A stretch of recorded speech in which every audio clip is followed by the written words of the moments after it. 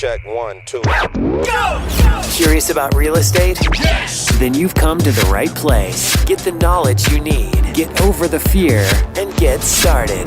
This is the Michael Quarles Real Estate Show with your host, Michael Quarles. Hello everybody, Michael Quarles with the Michael Quarles Real Estate Show. And I have some fun news for you guys and gals. You know, I do a podcast a couple times a week. And you know that I have the daily deals that we put up that, you know, you can listen to seller calls and that kind of thing. And some of you probably have recognized that we have interviews on our site. And so far we've done 19 of them. And I stopped doing them, this last year because I just got super busy. Apologize about that. I know it's kind of selfish.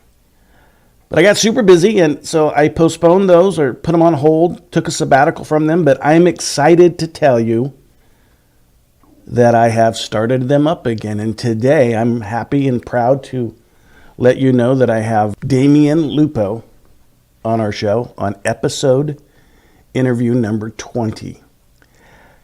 And I'm going to invite him in and ask him to tell us about himself in a second. And I am not going to give it away. If you have 30 minutes, this is going to be a fun conversation.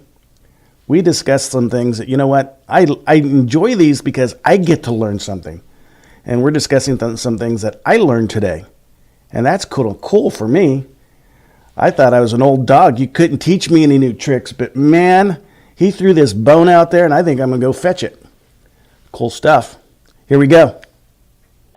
Go ahead and tell us about yourself, sir. Well, Michael, my background is kind of interesting in the real estate world. I spent the first 5 years of kind of my entrepreneurial life digging into real estate, and it was because I was selling insurance in the late 90s. And when I saw the biggest agents out there, the ones that were really killing it, they were making $1 million a year, and that for me that wasn't enough. For a 20-year-old, apparently $1 million a year is not enough. And I was thinking big, and I read a book called Rich Dad, Poor Dad, which probably a lot of your listeners have read, and watched an infomercial at 2 o'clock in the morning, and then got all excited about real estate. I forget what it was, flipping houses or something, and went to a seminar and started buying real estate, buying single-family houses. First one being a house that a buddy of mine brought to me on New Year's Eve, 1999, and I ended up buying it with my credit card. I used my Visa card to buy this house with the cash advance. And then because I was young and kind of naive, didn't really know what the rules were, had dropped out of college, I wasn't really playing by any rules. I was just making them up, and went on to use every possible creative method from all these different seminars I had gone to and books, and ended up buying 150 houses over the next 5 years in 7 different states. So it was kind of an explosion of real estate, and that's really what started my big picture, big creation, big execution process in the real estate and business world. So it's kind of a bit of a background that I think a lot of people can appreciate, or maybe even want to sort of go down that path that are listening to the show today.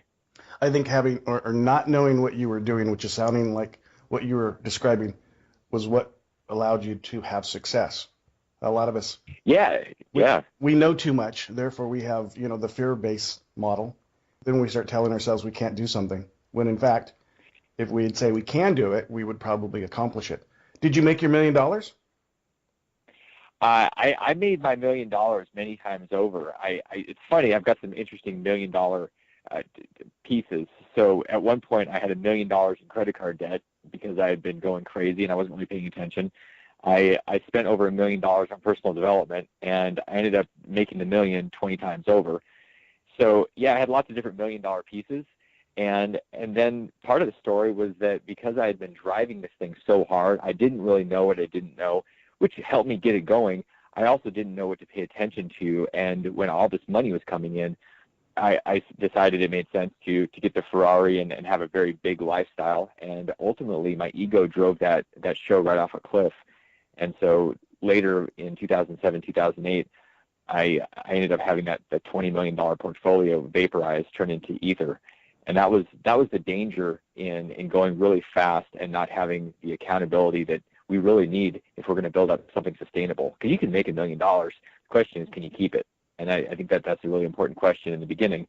And oftentimes we don't know the answer. And even if we said, yes, we can, we wouldn't know how to do it. So getting some feedback from people like you and all the things that you're teaching with your show and people that you speak with, sharing the stuff that we've been through so people can avoid the same exact mistakes that we've made, which really a lot of them are pretty avoidable. I have found, because, we all drive off that cliff at one point in our life, I think anyway. And of course, the cliff could be higher for some of us than others. However, we seem to fall off that thing. And I have found that there's two aspects of my business that I enjoy the most, and that is having a water faucet style business so I can turn my business off at any point. So I'm not a slave to having to earn money. And then assets are key to me. So having the cash and liquid available and not leveraged is an important aspect to my life. What have you found is the most important thing of that trip down the mountain? Well, gosh, there's a ton of things that were important. One of the things you just said that I totally agree with is building up the assets so that you can actually have the flexibility and the choices. I think a lot of people make a mistake, especially with single-family houses, that they end up harvesting them instead of collecting them and having as little leverage. I like leverage. I also like a certain amount of leverage. And I ended up doing things that were immature. I would harvest the equity out of things. So I would buy houses, have equity, and then I would sell the equity off, or I would refinance. And basically, I just put as much cash as I could in my account very quickly, instead of allowing my garden of houses and assets to continue to grow and to kick out cash flow. I was busy spending and killing all my trees instead of letting them bear fruit. And it was a huge mistake, because 6-7 years later, I had millions of dollars and a lot of arrogance, and I didn't have the cash flow that would have allowed me to survive and thrive going forward, even when the markets took a turn for the worse. So being patient and building those assets, sounds like you've done a good job doing that. I blew that completely because I was too impatient and too immature, wanting the cash, wanting the bling, wanting the lifestyle way too soon. Well, I'm 55, so I'm maybe more seasoned than you. So I think so, probably a little bit more seasoned. Who knows? But I started in the investment business when I was an adult teenager myself, and Wow.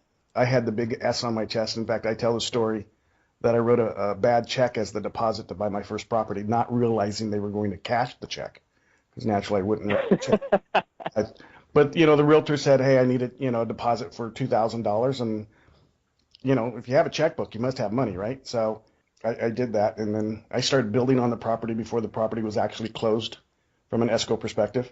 So I made all the mistakes, but I enjoyed making those, and it actually has found itself, where I'm at now. So good stuff. Tell me about Go ahead. Tell me about the length of harvesting that you like. So, because it sounds like an important word for you.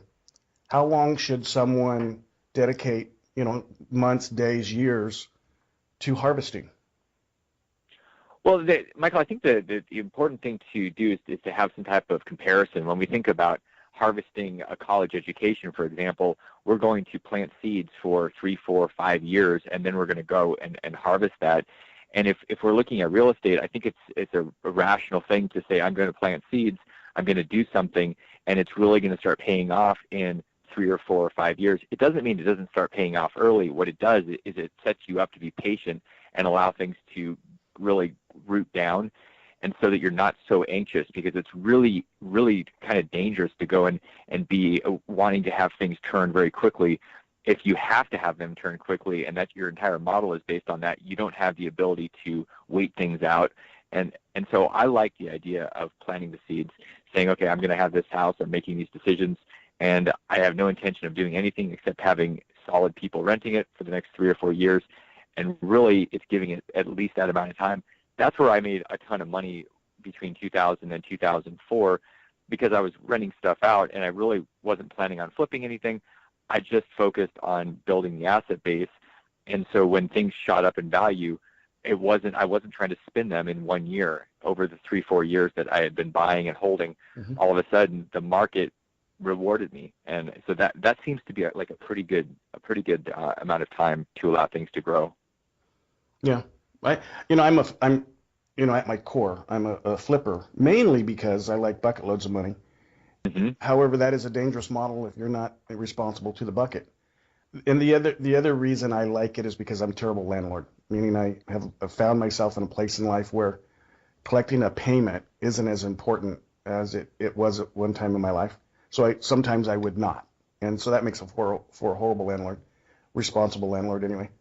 I may have been a worse landlord than you, or that you think you are. I remember having a pile of houses. I think I probably had about 50 or 60 houses at the time, and I remember looking at one of them and trying to figure out where the rent payments were. And I checked my books and I checked my partner, and ultimately we realized we had somebody move in March, and here it was November, and they hadn't made a payment yet. So I'm pretty sure that is an excellent case of being a disaster of a landlord when you don't even ask for rent for 8 months. I think when you forget about your property, I think that's a good indication that maybe you need a manager. And, we can, Yeah, no kidding. For as long as we understand we're not a manager and we're not a technician, and vice versa. So I think those are components that if we don't realize who we are, can get in our way and destroy us. Tell me about your personal life. What's fun for you? Well, my personal life, I am involved in martial arts. That's where I spend most of my time when I'm not Is that like working on my business. Something? Is that like painting? Martial arts? Just kidding. Martial arts. It's sort of the landscape or the canvas is the dojo where we kind of throw each other around, and it's funny because the art that I've been studying for almost 20 years is Aikido, and it's this art of blending and the art of conflict, and I think we could all agree that there's plenty of conflict out there.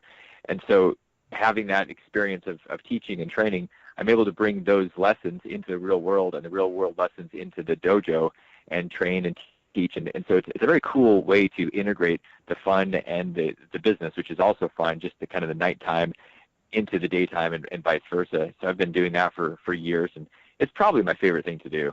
I have been a lifer from enjoying the sport myself. Although I don't have any black belts, because I took the guerrilla approach, was just getting in there and fighting instead of learning how to fight.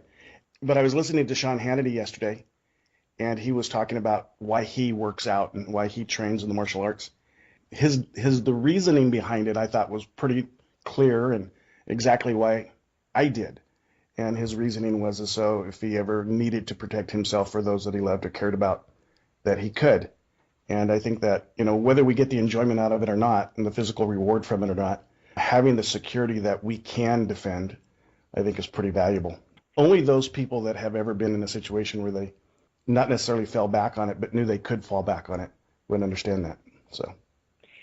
Yeah, I agree, and that's really why we train. It's to create this ease to move through life without the fear, and it's why we build up assets in a way. It's to have this confidence or security or a feeling that you can move and you're not in fear. I see so many people, including my own parents, that were always in fear of money, and so many people that are in fear of going out into the cities or traveling because they're afraid of what's out there. And so building that confidence, there's only one way to do it. You can't study money and you can't study martial arts. You have to go do them. With real estate, you've got to go do something. With martial arts, you've got to go out there, and it's going to be a little painful when you fall down or you get hit, and then you keep moving and you realize there's no saber-toothed tiger that's going to eat you in either of these cases. You're going to get stronger, and you're going to have more inner power by just going through and stepping into the fire. Martial arts and real estate investing are great analogies for one another because, I remember vividly knocking someone out when I was very new into the martial arts training curve. And at the time I thought I was a superstar. Man, I must be good. And realized it was luck. I think a lot of folks will go down the arena of buying their first or second house and thinking, man, I'm a superstar, where a lot of that was just luck. Doing something on purpose over and over again, having repetition, is actually what creates success and builds a business model that you can depend on so you can have exponential growth, because ultimately I think that's where we're all headed, or we want to head. I certainly don't want to have a job. Glad that I don't. So what else is fun? Are you married, kids? Dog, cat? No, yeah, I have a team. I'm not married, no kids. I have an amazing team, and it's kind of a family because we've created something in what we're building together. We're building it based on a mission to disrupt something that we all kind of have this inner, not hatred, but maybe hatred towards Wall Street. We're disrupting Wall Street, and so it's this family. We work and we play together, we travel together, and so we're all on this mission. And I've never had this much fun. So if people do something that they love and they don't have one of those jobs they hate that they're thinking about retirement with, then I think they could relate to this, because I wake up in the middle of the night thinking about it. I'm so excited about it. And I can't imagine how doing anything else would be more fun than this. So I kind of have 10 or 12 hours of fun every single day. I understand, but tell me about the hatred that drove to this fun, and tell me about the mission that you're on and the group of folks that you're with. All right. Well, so years ago, I was watching my parents both show up in their 60s, and they had played by the rules. They'd done what they were supposed to do. They invested in Wall Street and their 401ks and all this stuff. And they woke up basically 60 years old and didn't have jack. They'd put all this money in, and there just wasn't that much there. And so they'd bought into a system, and it really wasn't, it didn't deliver the promise that if you put X dollars in for 30 years, you'll wake up and it'll compound and blah, blah, blah, the sales pitch.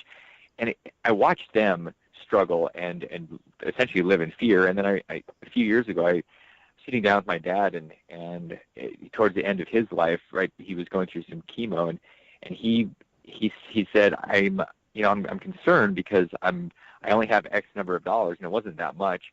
And he was concerned that he was going to run out of money because he had to have treatment and he had to have these expenses that were going to totally devour all of his assets, because he hadn't built up assets, because he bought into the system and he didn't really take responsibility or know there were other options.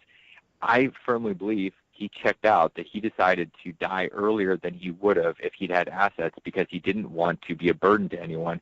And so essentially I lost my father early than if he had had the assets, if he'd had cash. Or didn't do the right thing from a financial perspective in life?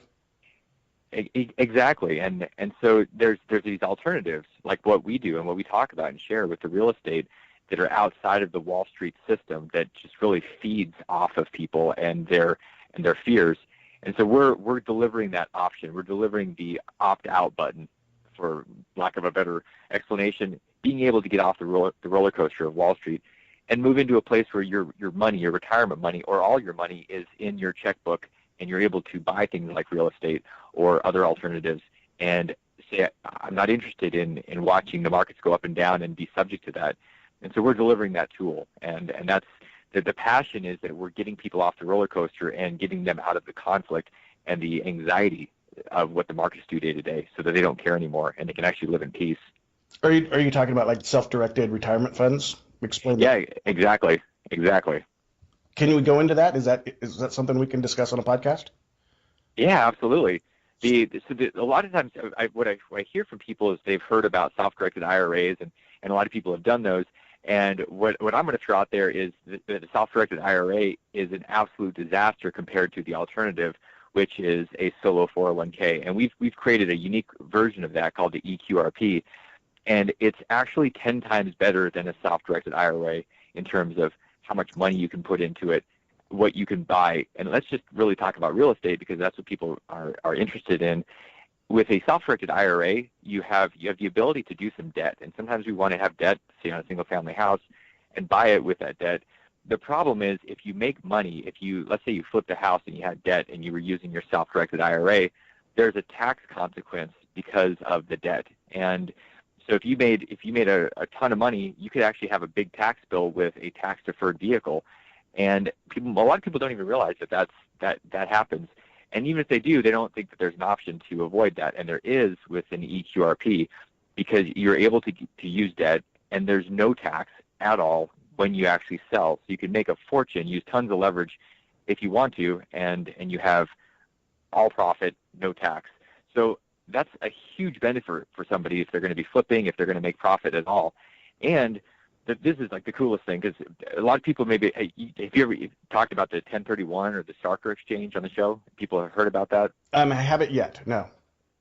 Okay, so if someone has a piece of property and they want to sell it and they don't want to pay tax, oftentimes the strategy is to do a 1031 exchange, where they sell the property and then they go find a new property, and they're going to transfer their gains into the new property. So they get to defer and kind of kick their profit down the road, so they don't have to pay it now, and they'll pay it someday if they actually pull the money out. Well, there's a different way, a better way, that totally makes the 1031 exchange irrelevant, and that is when you use an EQRP and you use the Roth portion of it.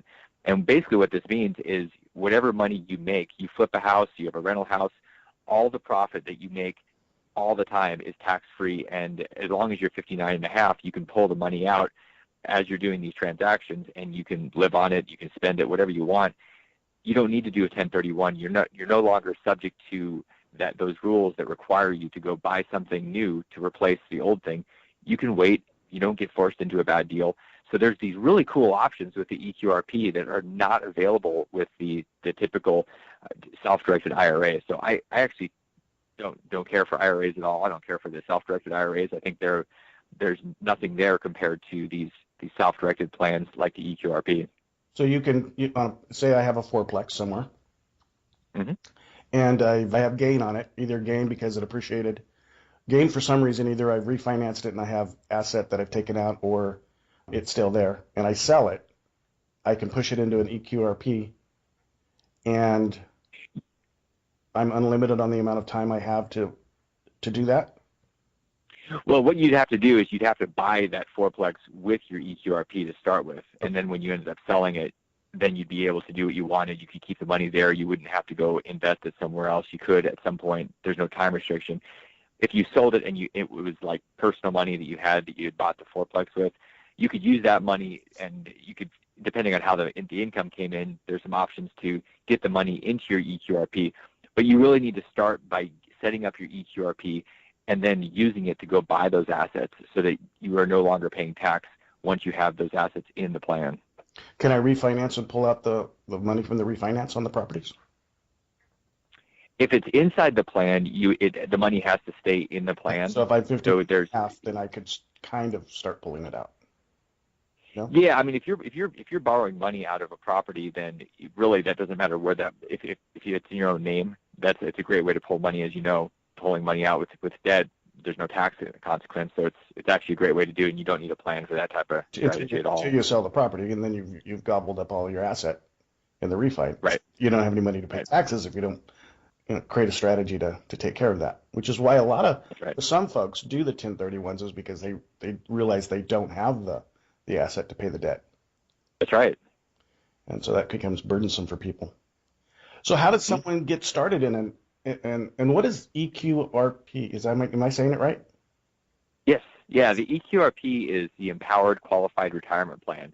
Okay. So it came from the ERISA Act back in the early 70s, and so it's been around for 40 years. This is nothing new. It's just most people haven't heard of it, and they haven't heard of it because there's no real money in it for the Wall Street world, because once you have control of your money, you're not paying Wall Street fees anymore ever again. And so that's kind of a good thing for you and not really good for Wall Street, so they're not going to tell you about it in their marketing. And if that resonates, it's the best way to get started with that is to get educated about it. And I wrote a book a few years ago on it, and I would love to give people that book and offer to them if they want to go to totalcontrolfinancial.com/Michael. And there's a place where you can ask for the book, and I'll ship it out to people. And that's really how they would get started, just to educate themselves. And then if it's the right fit, we can take them through the process and put the money in their hands so that they can write checks and own their finances. So let me back up a little bit, because I think, I have two types of audiences. I have an audience that, they want to flip houses. They don't want to have passive income. And then I have the audience that doesn't want to flip houses. They want the passive income. It almost seems that it could work for both, assuming that the person who flips doesn't need the asset. So let's assume for a second in my scenario here, I want to buy 100 houses a year, and I'm going to make $5 million on those 100. Okay. I need a portion of that to live on, so some of those I buy personally or in my LLC or my corp.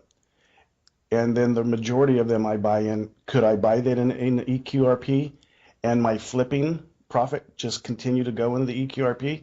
And could that buy the next property? Yes, you could absolutely do it in both places. So some of the money is staying inside your plan for the future, and some of it is separate, whether it's you individually or you with your entity, and that's just doing the deals. So you could absolutely cut it up. So some's to eat now and some's to eat later. Yeah, I have a couple of students who they're faced with a large tax burden because, they're flipping housing, and they don't need the monthly income. And they go, what can I do with my asset? Because it's just going to sit there until my next opportunity. So if it would work, I can see it as an advantage, because they don't want to pay tax. They just want to utilize the funds and not have to pay Uncle Sam. now, I guess.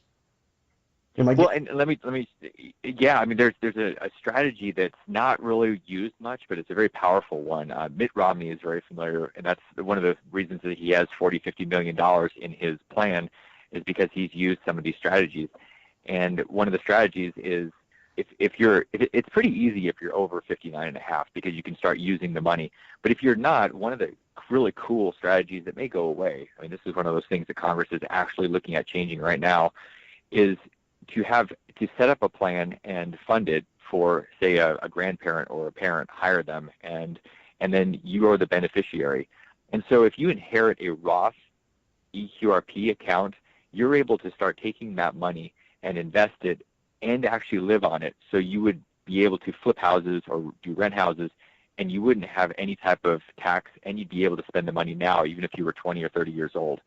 So that's the inherited version of this that can be a major tool for legal tax avoidance. And it's kind of a generational tool, a legacy tool that people are seeing and really jumping on once they realize it's there. I like those words, legal tax avoidance. Yes. I think some people think tax avoidance is a criminal act, but there are legal ways for us to pay less in taxes, and we should take advantage of them if they're in front of us. And yeah, I mean, tax avoidance versus tax evasion. A tax evasion, that's illegal, but you should absolutely take advantage of every tax avoidance option in the tax code. That's what the tax code is written for. It's a majority of it is tax loopholes. They're written in there for social engineering by Congress. They want us to do certain things, so why would we say no? That seems kind of silly to me. Right, absolutely, I agree with that. This has been fun. It doesn't seem like we've been on the phone almost a half an hour, but we have. I always ask a question because I'm a little silly, dumber than dirt some days. So I always leave a question out that I didn't ask that the guest wants to go over and discuss. So what didn't I ask that most people do and that you'd also like to share? What did you not ask that I would like to share?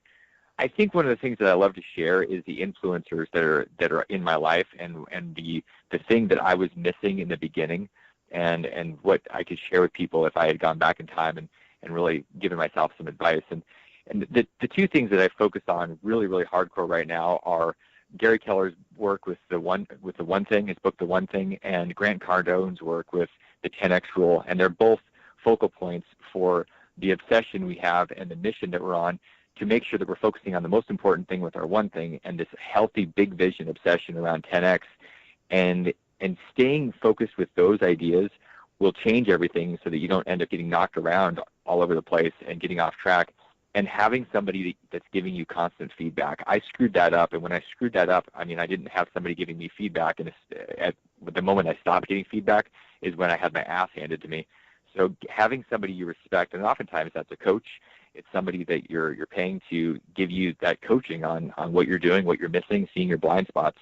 That's what I would go back and do from the beginning every time, no matter whether I was running a business or investing, just having those things in place and studying those two characters, amazing difference in success. Right. I think there's a lot of value in a coach. You know, if we use a lot of them in life. We call them preachers and pastors.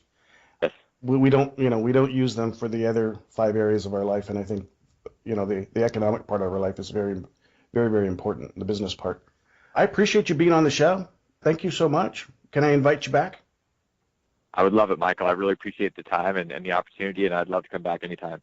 And remind us of where people can find you. Absolutely. You can visit us at totalcontrolfinancial.com/Michael, and I'd love to send a copy of the book out, and you can learn more about who we are at the website and reach out to me anytime. Happy to reach back and help you guys any way I can. Thank you so much. We'll talk soon. Thank you, Michael. Thank you. Bye-bye. Well, that was exciting. I enjoy this stuff. I hope you guys took some nuggets away from that. And absolutely, if what he said sounded interesting to you and it sounds like a good tax strategy and a strategy for you, reach out to him. And we'll put up his website on our website so you can refer back to it if you need to. And get his book. Man, anytime someone wants to give you a book to read and you don't take advantage of it, man, I think that's kind of like crazy. Anytime we can learn, anytime we can make ourselves better, we should, especially when it's free. And that was episode number 20. So until episode number 21, which will be next week, we'll talk then. Bye-bye. Thanks for listening to the Michael Quarles Real Estate Show. Get more info and stay in touch at michaelquarles.com.